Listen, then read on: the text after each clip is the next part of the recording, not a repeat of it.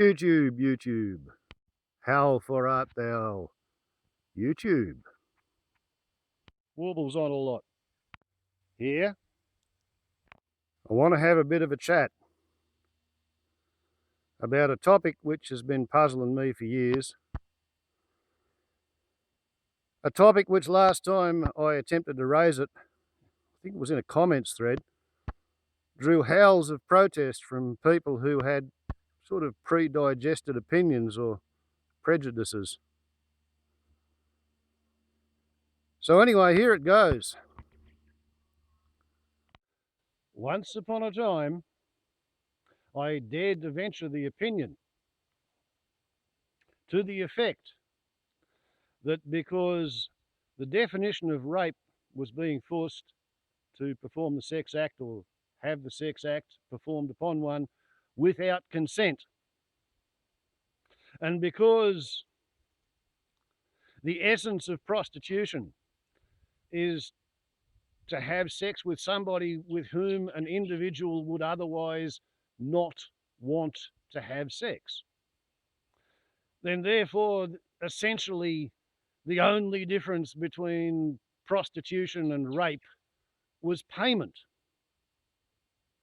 And when I said that on a comments thread, I was told what a horrible, terrible, wicked, evil, white man I was, how I was terribly prejudiced against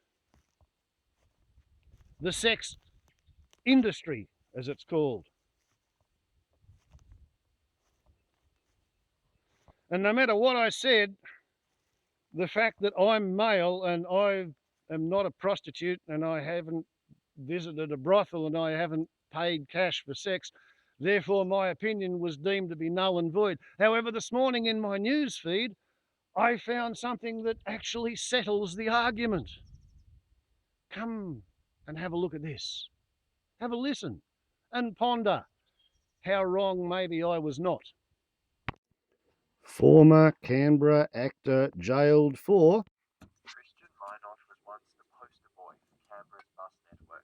The part-time actor also appeared in the ABC political drama Total Control. Today, the 42-year-old is behind bars, convicted of raping two male escorts. It all began with a text to a Sydney-based sex worker in 2017. Hey, I'm looking to fly a rent boy or two for an overnight stay. The return flights will be pre-booked and paid with an airport transfer and payment of $1,500. Minot flew the man to Canberra and paid for a chauffeured car to the Rex Hotel. The pair had sex, but the next day Minot refused to pay up. But that was just the beginning. Minot then flew another escort from Victoria. The man was promised $2,000. The pair spent the night together, but he never paid, and it later emerged the credit cards he used to book the flights were stolen. In sentencing, ACT Supreme Court Chief Justice Helen Morrell said the escorts were exploited. The sexual consent given was negated because it had been caused by fraudulent misrepresentations, she said. The court heard one of the victims has struggled since the rape. I felt betrayed. I was relying on the money. I couldn't pay rent or buy food, and I had to ask friends for money. It was awful. Minot's lawyer argued a medical condition could put his client at risk in jail during a pandemic. Chief Justice Morrell took that into account, jailing him for 3 years with a non-parole period of 16 months. Minot will be eligible for release in December next year. Selby Stewart, ABC News, Canberra.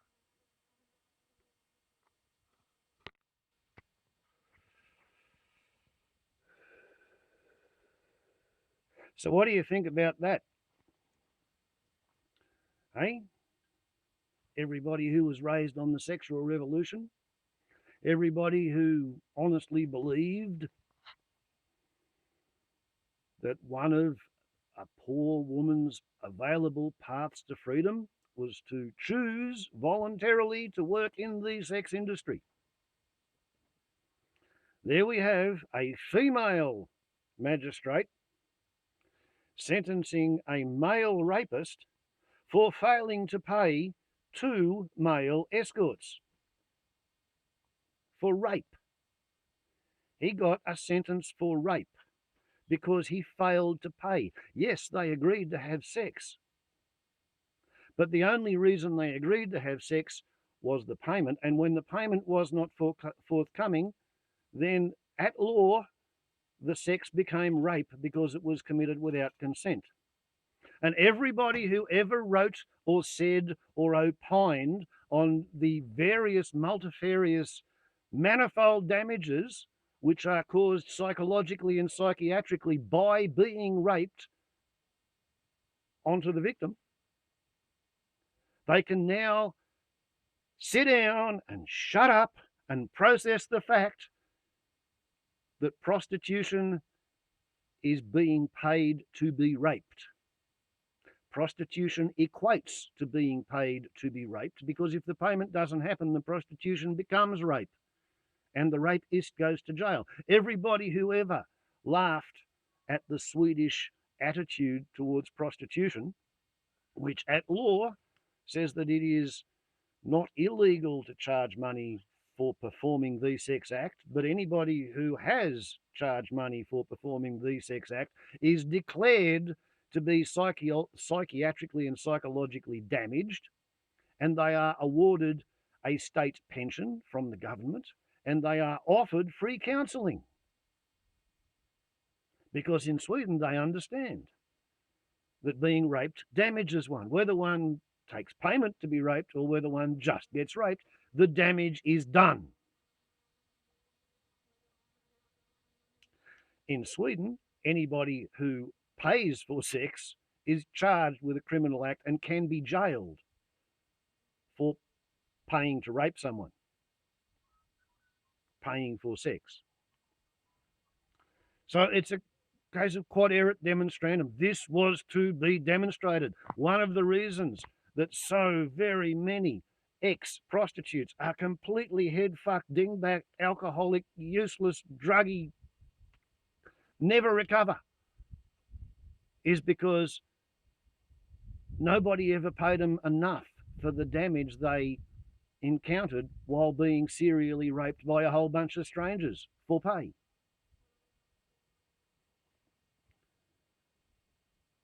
At least that's my opinion of it.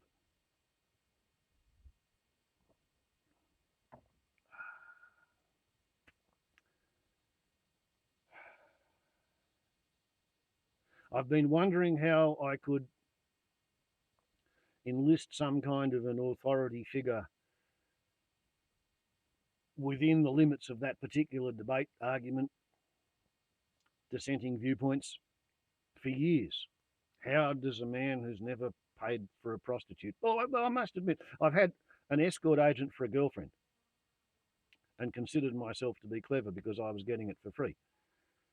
Another time, I married a time expired escort, and I thought that was okay for a while until I woke up to myself, realized how damaged that individual was. But anyway, yeah, the only difference between prostitution and rape is that the prostitute gets paid, and the trouble is that rape does damage. Rape does emotional damage, it does psychological damage, it does intellectual damage, it does psychiatric damage. Ask any feminist about the scenario of the tissue scenario, blown in, crumpled, and discarded. Yeah, I'm sure most people have heard feminists expound at length on what arseholes men are, because some feminists believe that that's what all men are looking for in relationships. I don't think those feminists are correct, although they may well be correct within the data set that they have sampled. Because the funny thing is the principle of equal damage, in which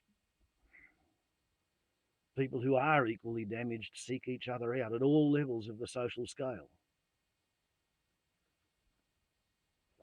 But anyway, yeah. What's the difference between prostitution and rape? The prostitute gets paid.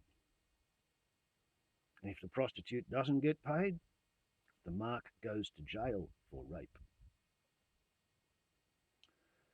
Quod erat demonstrandum. This was to be proved, established, demonstrated. I'm not as silly as I look. And for the record, I do suspect that it is the perspective of distance which grants me the ability to render such pontifications.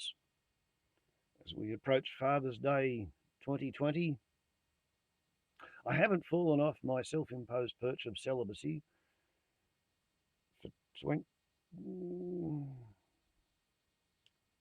20 years and 51 weeks.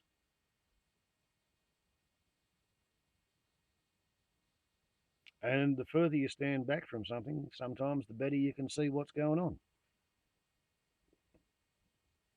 Years and years ago, before I benched myself for my piss poor tasting partners, my lousy tasting girlfriends, back in the day, I was too close to be able to focus. I couldn't see what was going on. But yeah, I've had that one chewing away at the back of my mind for bloody years. And now ABC TV has reported on a case in Canberra where an actor has gone to jail for rape because he failed to pay two prostitutes. It's very satisfying to be not wrong. Warbles on a lot to YouTube. Ciao. Arr, better light the pipe on that, eh?